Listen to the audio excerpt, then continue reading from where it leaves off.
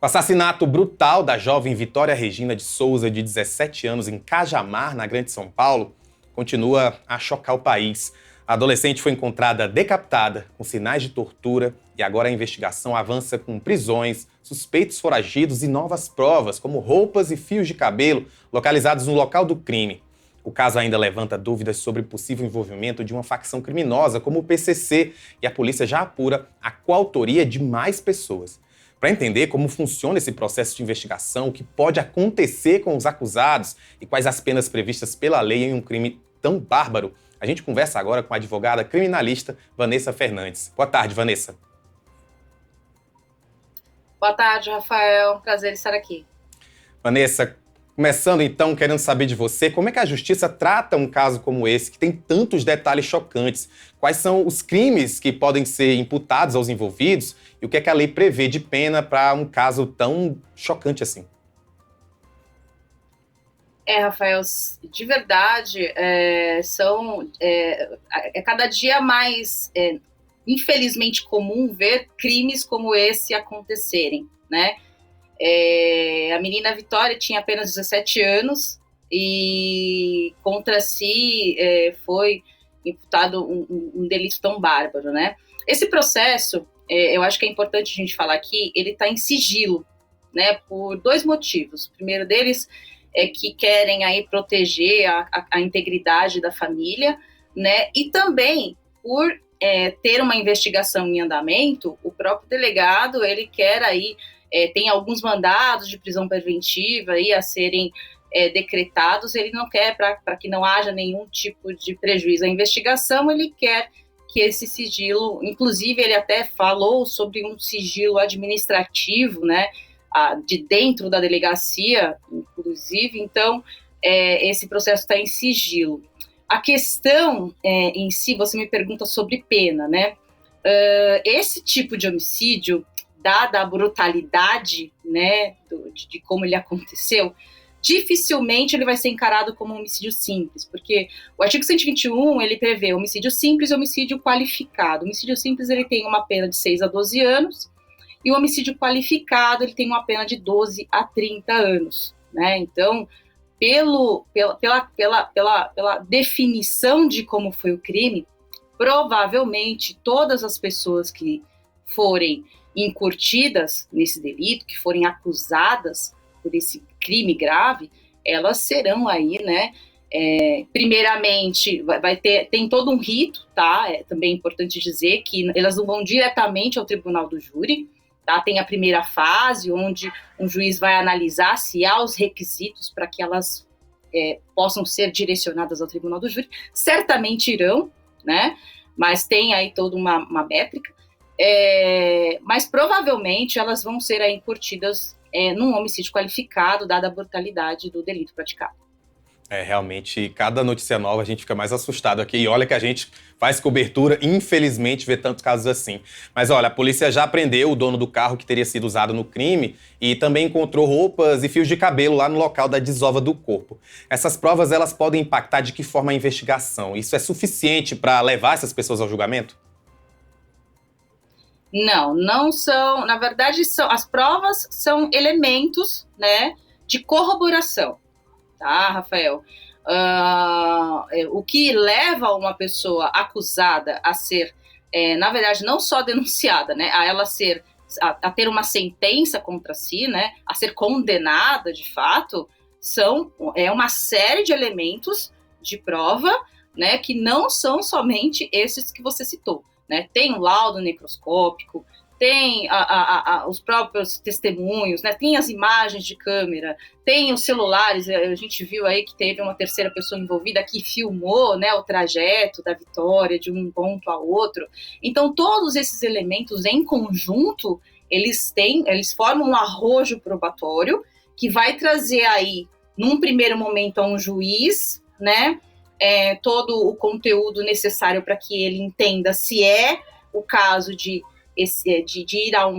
remeter ao júri popular, e num segundo momento o conselho de sentença, que é formado por jurados, ele também vai analisar, além da prova testemunhal, a questão de todo o conteúdo probatório. Então, esses são apenas alguns elementos, tá? Por isso que a investigação ela ainda está em andamento.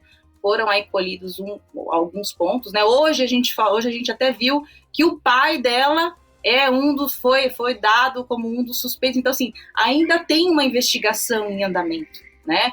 Então, é muito precoce dizer que para que as pessoas sejam definitivamente condenadas, nós temos aí as provas suficientes. Não há suficiência de prova para que elas sejam condenadas. Tem uma série de coisas ainda para acontecer e entendo eu que existem muito material ainda para ser juntado para que aí se forme um convencimento da condenação de todas as pessoas envolvidas.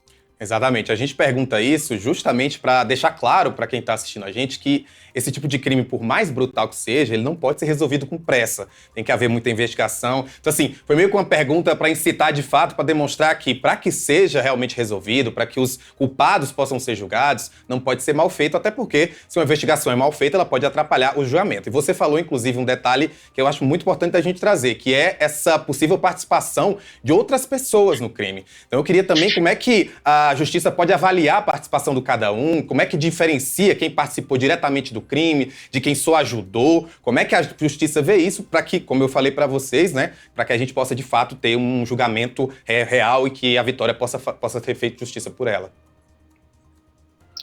Em delitos como esse, Rafael, autor, coautor, eles têm o mesmo nível de responsabilidade. A questão a pena, ela é individualizada, a depender da participação daquela pessoa no contexto criminoso, digamos assim, tá? Quem atirou, quem matou, a depender do nível de participação, a dosagem, a pena vai ser dosada àquela pessoa. Mas a responsabilidade com relação à prática do delito, ela é direcionada a todas as pessoas que participaram. Então, independentemente do nível, né, de participação que você tenha, você vai ser condenado igualmente, né, se for corroboradas as provas e realmente se entender que você tem parte ali na prática daquele delito, você vai ser condenado igualmente. O que vai diferenciar ali claro, né, as condições que você apresenta, né, enquanto réu, se você for primário, tem bons antecedentes, tem a questão, né, de toda a questão da primariedade, isso é considerado na hora de dosar a pena, e também a participação, tá? Então, o nível de participação. Então, não importa se é autor ou coautor, ele terá igual responsabilidade quando for aplicada a sanção, né, quando for aplicada a condenação, digamos assim. Um dos suspeitos do crime, né, o Gustavo Vinícius de Moura Santos, ele foi primeiro taxado como ex-namorado dela, depois ele disse que é ficante, mas o fato dele ter algum envolvimento com ela, né, pode dar aí uma ideia de um feminicídio, de um crime relacionado ao fato dela ser mulher. Isso pode agravar a penalidade, caso ele seja condenado nesse caso, né? Sem dúvida, Rafael. É sobre isso que eu falei no começo, né? Eu atuo muito em casos de violência doméstica, e casos de tentativa de feminicídio e feminicídio. O número só tem aumentado, né?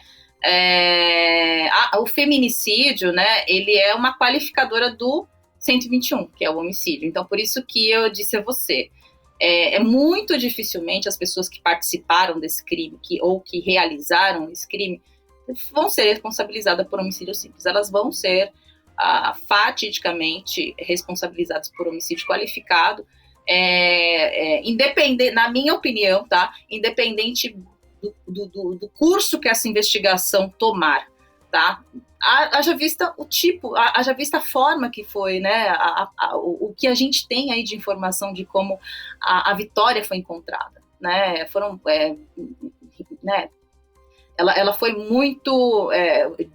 o que nós temos de informação é que ela foi torturada, né? Houve aí muita crueldade, né, com ela. Então, independentemente do curso, seja pela qualificadora do feminicídio, seja por motivo torpe, cruel, sem defesa da vítima, não importa, tá? A possibilidade deles serem incursados no homicídio qualificado, ela é real, sem dúvida. Vanessa, e a gente espera que de fato haja justiça, então, para a Vitória. Obrigado por participar aqui com a gente no Boletim. Eu quem agradeço, Rafael. Ótima tarde.